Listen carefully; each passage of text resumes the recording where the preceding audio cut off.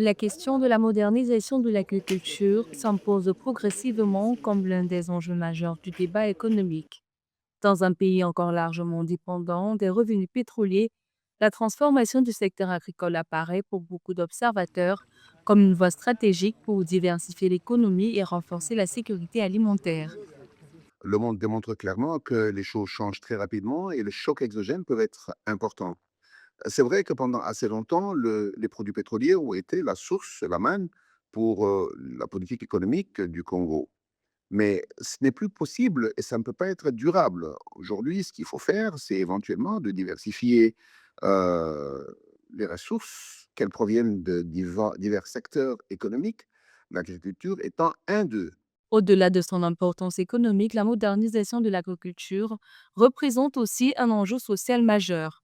Principale source de revenus dans les zones rurales, elle pourrait stimuler l'emploi, notamment des jeunes, et réduire les inégalités territoriales. Le secteur mobilise près de 40% de la population active, mais ne contribue qu'à environ 5% du PIB. Sur près de 10 millions d'hectares de terres arables, à peine 4% sont exploités, contraignant le pays à importer chaque année plus de 600 milliards de francs CFA de produits alimentaires.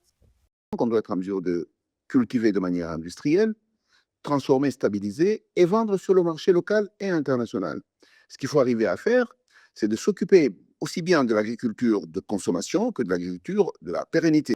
La prochaine mandature saura-t-elle transformer le potentiel agricole de la République du Congo en véritable moteur de diversification économique et de souveraineté alimentaire? Pour de nombreux observateurs, la réponse à ce défi pourrait largement déterminer la trajectoire économique du pays dans les années à venir.